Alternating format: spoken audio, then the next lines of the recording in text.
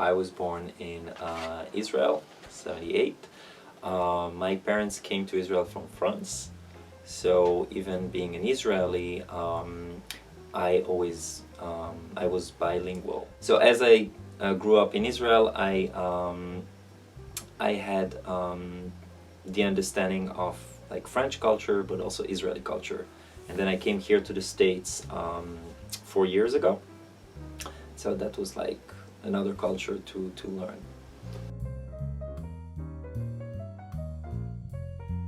Israeli culture it's the Middle East. It's a warm weather. People are more open for good and bad. So if somebody has an opinion, you would hear it. People are not shy to voice their opinions. French culture is the exact opposite. It's a cold weather. People are more introverts, and it's more. They might see it as a polite culture, but actually it's more kind of like behind the scenes. So you need to understand subtext and what people are saying. In Israel, there's no subtext. So those are things that to understand that when you're talking with European. You need to understand that there are things underground kind of and things that might not be exactly, they're saying one thing but mean something else. While in Israel you know exactly what the other person thinks and feels.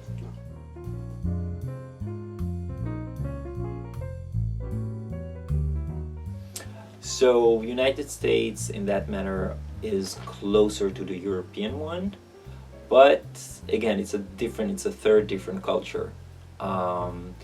There's a lot of similarities between Israeli and Americans. There is a big military kind of culture in both countries, but Americans have more procedural kind of culture. So everything has steps, and you have rules, and you cannot bend the rules. In Israel, you have rules, but everybody knows that you would bend them, and eventually the cause is more important than the process and how to get there. So you need to achieve something, you'll achieve it no matter what. In the US, it feels like, no, there is procedure and the cause is important, but you need to follow the rule and do things in a procedural way. Do you think that is better or worse? There's no better or worse. Like there's benefits for here and benefits for there, and I'm trying to combine according to the situation. So sometimes I'm saying, yeah, I'm Israeli, so I'm like, I'll get it done.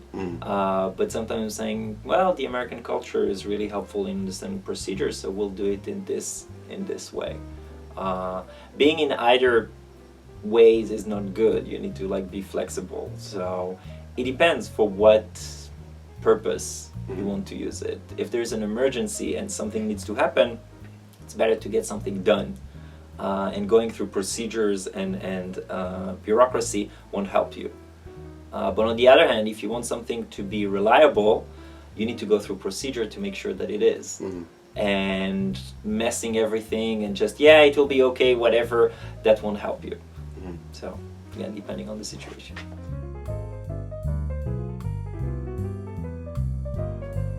So both countries are immigrant countries, and both countries have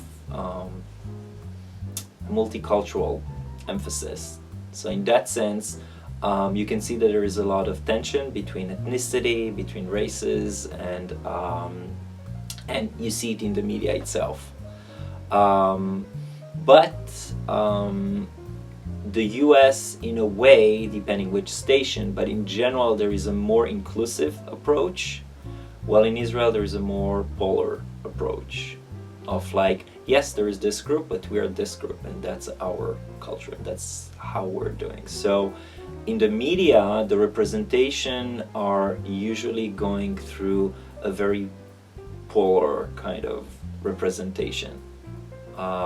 Shows are the same shows, even the same names. So you have in Israel The Voice, you have Survivor, you have like everything that you have in the States, you have also in Israel, with the twist that it's shot the same way, so the visual is the same, but the content is not always the same because of the Israeli context, which everything is very political and everything is very bipolar with are you an Arab, are you a Jew, are you a Christian, are you Muslim, are you Jewish, are you from the center, from Tel Aviv or Jerusalem or Haifa, or are you from the periphery and the rural kind of place?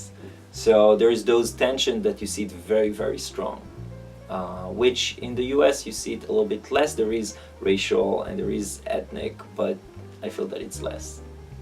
So you think that racial identity is a lot more important in Israeli culture than... It's in Israel, it's being talked and being overtly kind of discussed, Mm-hmm. and being very strict as to like, no, if you're a certain race, certain religion, certain class, that will give you some kind of like privilege, and you'll be underprivileged if you're in a different category. But in the US, I think it's the same thing as if you belong to a certain race, you have more problems. If you belong to a certain ethnicity, but the mainstream media tries to show it as the American dream that everybody can achieve it. Well, I think it's not true.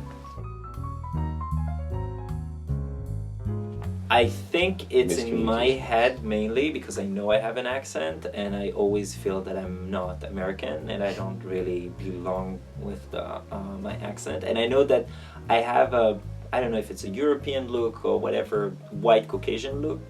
So when people see me, they expect a certain accent, and then when I'm opening my mouth and start to talk, they're like, you see this expression usually. So what I'm doing, my strategy is just always in the first sentence, I'm putting something with Israel in it so that they'll calm down and understand, oh, I'm a foreigner, and that will kind of... The biggest thing was when I was in Philadelphia when I just arrived, and I was taking the bus, and the driver would never understand what I'm saying. And I was like, it's English, but they like don't understand it. I was complaining to other people who understood what I was saying, and I was saying, do I have such a horrible accent? And they said, no, they just don't want to make the effort to like understand what you're saying. And yes, we do understand what you're saying. I mean, you have an accent, but you speak clearly. I was like, oh, okay. So that was like the big, but usually people just are interested and intrigued, like, oh, where are you from? And yeah, one time somebody said, is that a Rhode Island accent? And I was like, I don't know if it's a compliment, but no.